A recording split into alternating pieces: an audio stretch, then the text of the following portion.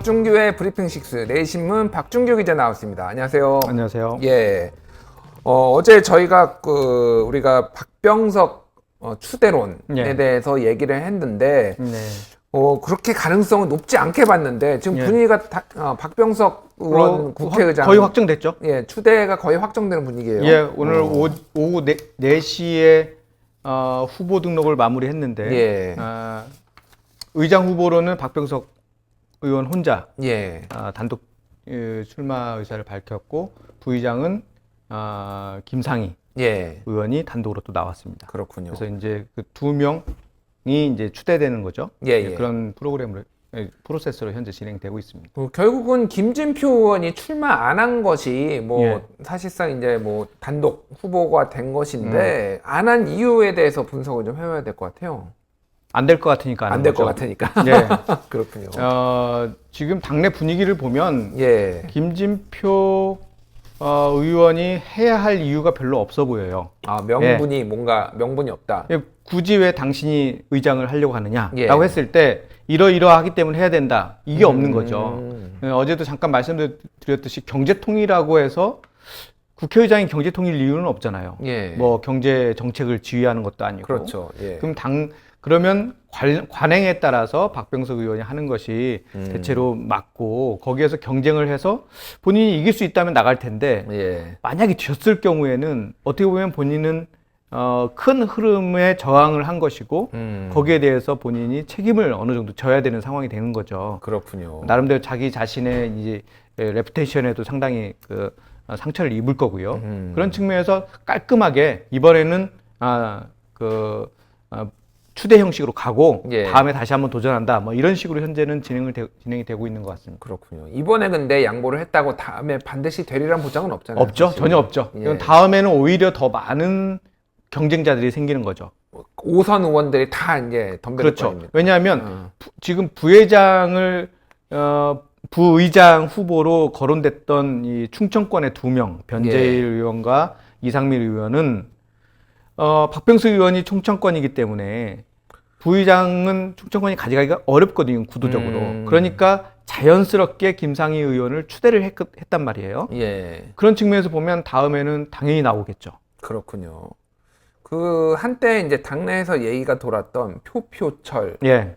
이게 김진표 국회의장, 홍영표 당대표, 전해철 원내대표, 예. 이런 것이 얼마나 실체가 있는지 모르겠으나, 친문 진영에서 이런 얘기들이 그러니까 이 친문 진영이 하려고 한다라는 얘기들이 당내에서 나왔는데, 그렇죠. 지금 어쨌든 원내대표와 국회의장은 다 아닌 것으로 지금 결론이 났네요. 그렇죠. 이 얘기가 어느 정도는 설득력이 좀 있었던 것 같아요. 왜냐하면 의원들 사이에서 돌았기 때문에. 예. 그래서 이것이 또 자체가 많은 의원들한테는 좀 불쾌했던 거죠. 본인들이 시나리오를 어떤 한 그룹이 정해놓고 밀어붙인다 이런 느낌이거든요. 예. 그런 것들에 실질적으로 의원들이 좀 부정적인 생각들이 많이 있더라고요. 뭐 다 해먹냐 니네들이 뭐 이런 식인데 예. 사실 생각해 보면 이제 국회의원들은 이제 시작하니까 4년 동안은 누구의 간섭도 받지 않죠. 그렇죠.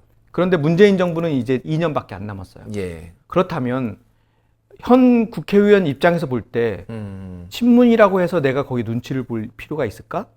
라고 생각을 하겠죠. 예. 그런 측면에서 보면 지금은 문재인 정부의 행정부보다는 예. 입법부에 훨씬 더 힘이 크게 갈 수밖에 없고 자기 목소리를 막 낼 수가 있어요. 지금 예. 윤미향 관련된 발언들을 보면 예. 하고 싶은 얘기 다 하잖아요.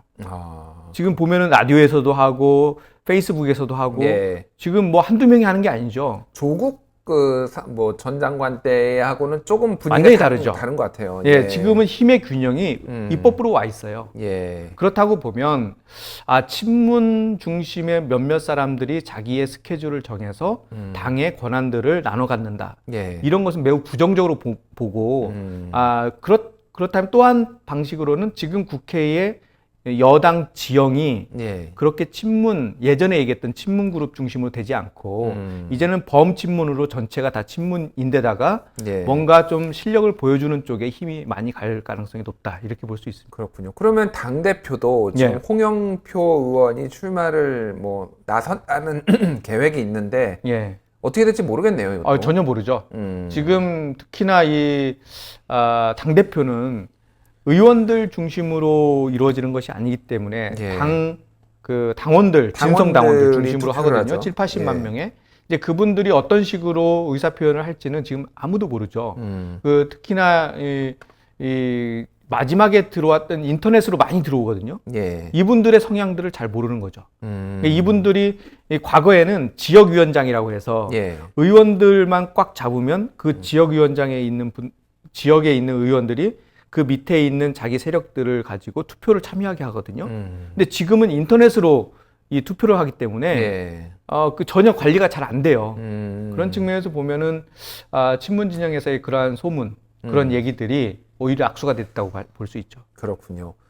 김상희 의원도 뭐 이제 부의장으로 뭐 예. 사실상 됐는데 여러 가지가 뭐 유리하게 작용을 한 것 같아요. 최초 여성 부의장이 나와야 된다라는 것도 그게 어느 컸죠. 정도 예. 먹힌 것 같아요. 예. 그 프레임이. 그렇죠. 예. 지금 이번에 민주당에서는 여성 의원들이 많이 안 됐거든요. 그러니까 상대적으로 과거에 비하면. 그래서 여성 의원들이 목소리를 오히려 더 많이 내는 그런 계기가 됐고, 지난번 원내대표 선거에서도 민주당에 주어지는 그 상임위원장의 30%를 달라. 예. 한 3석 이상 가져갈 것 같아요. 예. 의원 수에 비하면 상당히 많은 규모죠. 음. 그리고 이 부의장까지 최초로 예. 부의장까지 갖게 되면 여성의 목소리가 훨씬 더 높아질 가능성이 있습니다. 그렇군요.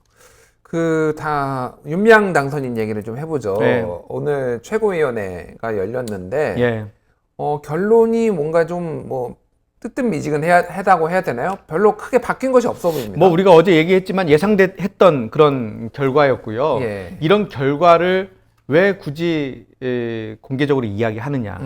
지금 민주당 입장에서 볼 때는 상당히 과열됐다고 보는 거예요. 한쪽으로 예. 언론 지형뿐만 아니라 비판의 강도 또 내부에서의 그런 이야기. 예. 그래서 지금쯤은 뭔가 정리를 한번 해줄 필요가 있겠다. 예. 이렇게 판단한 거죠. 그래서 아마도 그 전에도 다 서로 간에 뭐 개인적으로 아니면 몇몇 모여서는 얘기가 됐겠지만 공식적으로 최고위원 회의에 안건으로 올린 거죠. 예. 그래서 거기서 일정 부분 정리된 것은 뭐 기존에 이미 얘기했던 바대로 이 사실 확인이 먼저다.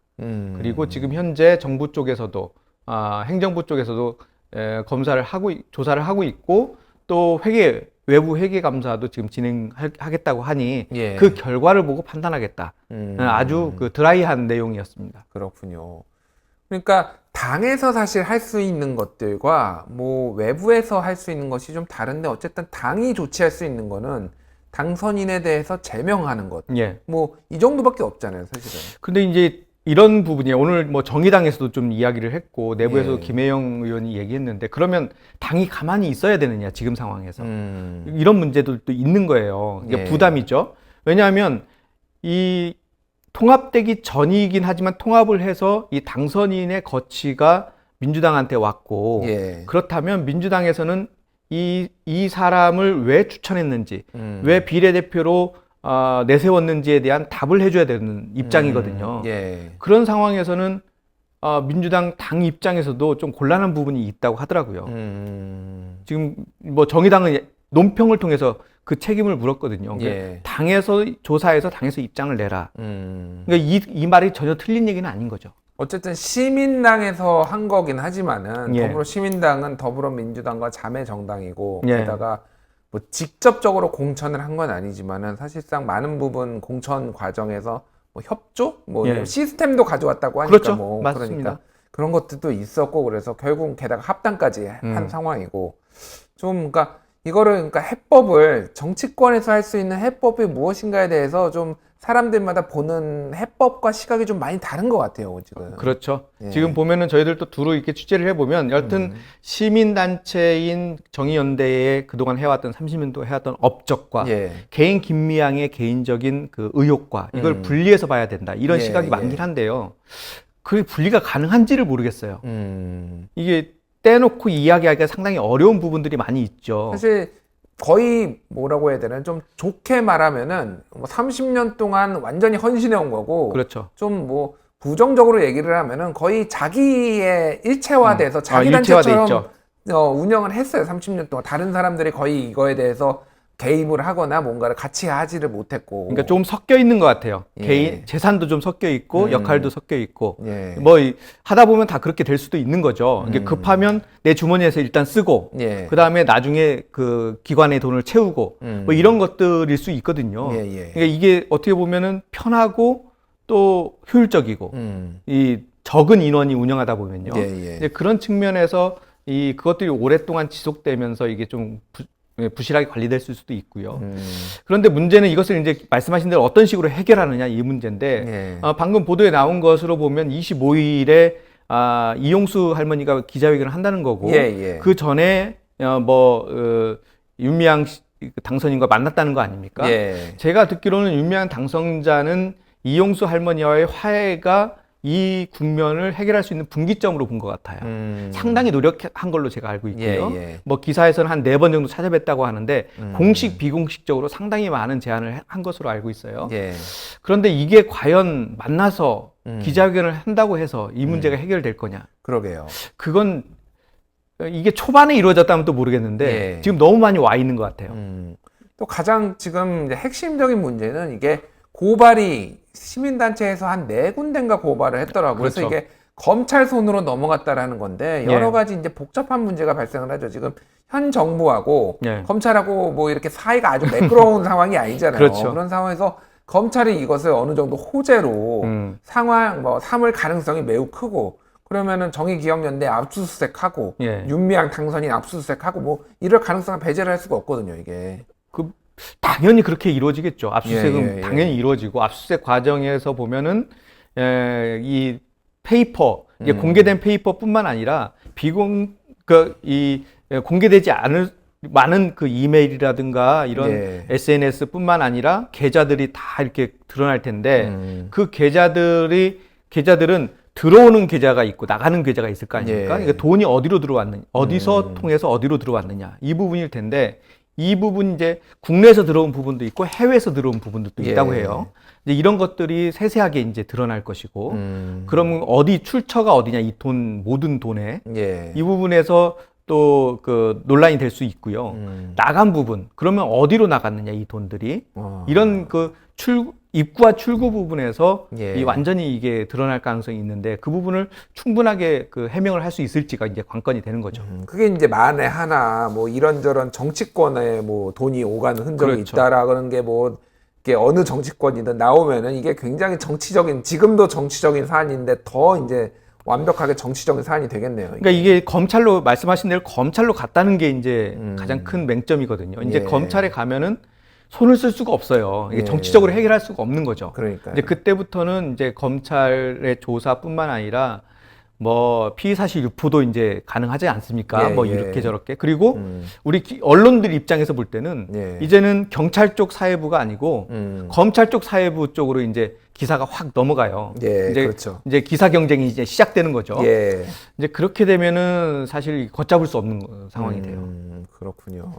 어찌됐든 참 이게 어려워진 상황이 뭐 모두에게 어려워진 상황이 된 것 같은데 일단 민주당의 최고위원회에서 이 문제에 대해서 진상규명이 먼저다라고 한 것은 결국은 검찰 수사를 의식을 했다라고 봐야 되네요. 그러니까 그렇죠. 검찰 수사가 이미 들어가 버리면은 뭐 최고위원회에서 어떤 결정을 내린다고 하더라도 그게 뒤집히거나 오히려 약간 압박이 될 가능성이 있잖아요. 그렇죠. 그래서 예. 그리고 윤미향 지금 당선인도 최대한 지금 해명을 안 하고 있고 지금 오늘도 그 21대 당선인들 대상으로 이제 국회의장이 어떻게 보면 오리엔테이션 같은 걸 했어요. 예, 예. 여기에도 나타나지 않은 거죠. 이제 기자들하고 최대한 접촉을 안 하겠다 이런 의미로 해석이 되는데 예. 지금은 해명하면 해명할수록 마이너스예요. 이게 검찰 조사 과정에서 이 해명이 불리하게 작용할 가능성이 있거든요. 그렇군요. 그런 측면에서 보면은 지금은 검찰 조사를 대비하고 있다 이렇게 해석이 됩니다. 알겠습니다.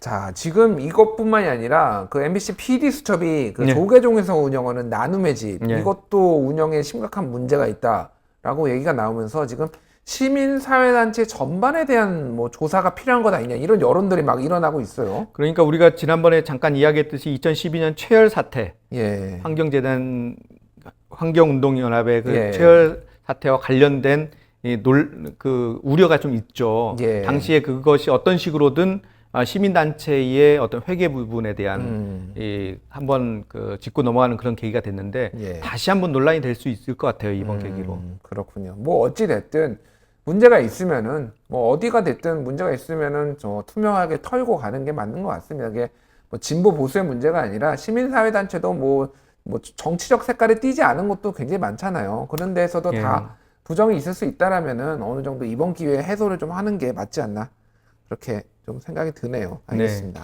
예. 통합당 얘기를 좀 해보죠. 지금 김종인 비대위 예.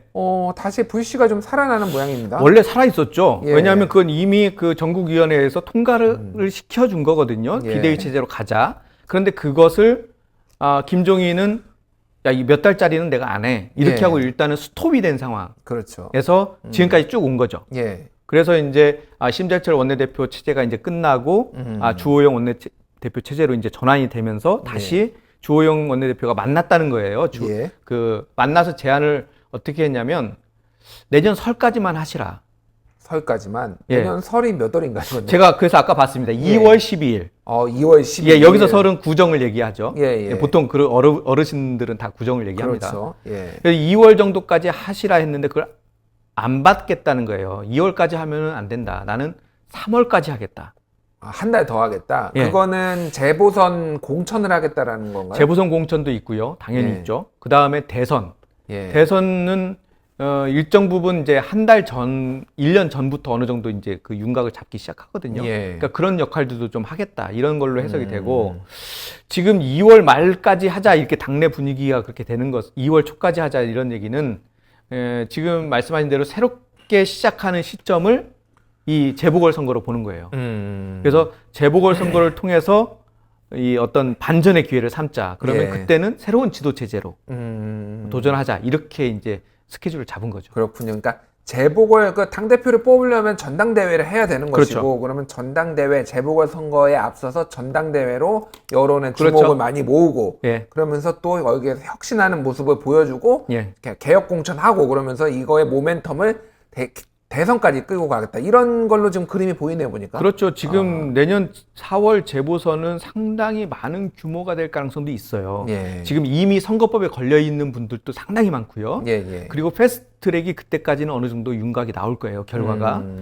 그러면 지금 현역 중에서, 그러니까 21대 당선자 중에서도 예. 패스트트랙에 걸려 있으신 분들이 제법 있거든요. 예. 그렇다면 상당히 많은 수의 재보궐이 가능하고 지금 또 잡히는 것은 이재명 지사가 이제 대법원 판결이 남아 있잖아요. 예. 이 부분도 지금 걸려 있어요. 그래서 이 지금 전체적으로 봤을 때 내년 그 4월 재보궐 선거는 예. 대선을 가기 직전에 어떤 리트머스 시험지 역할을 충분히 할 수 있다고 보고 통합당은 그때를 반전의 계기로 삼겠다 이런 전략인 거죠. 자, 22일까지라면은 내일 모레, 그러니까 이번 주까지 결정을 내리겠다라는 거네요, 지금. 그러니까 이런 건 것 같아요. 이제 일단은 김종인 비대위원장, 그러니까 전 그 총괄 선관위원장의 예. 의중은 다 파악이 됐어요. 그럼 이걸 가지고 받겠냐 안 받겠냐를 이제 해야 되는데 이런 거거든요. 만약에 당에서 안 받겠다고 그러면 새로운 사람을 뽑아야 돼요.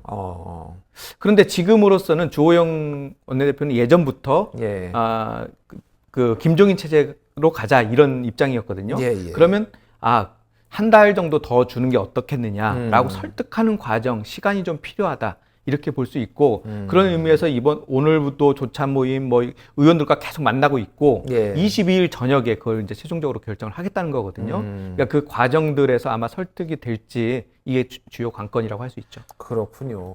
그런데 이게 당선인들, 뭐 현역 의원도 있지만 당선인들이 상당히 많잖아요. 그렇죠. 이분들은 김종인 이분하고는 전혀 관계가 없잖아요, 그렇죠. 사실은. 그러니까 그분들 입장에서는 굳이 김종인을 해야 되나 이런 예. 것들이 있는 거죠.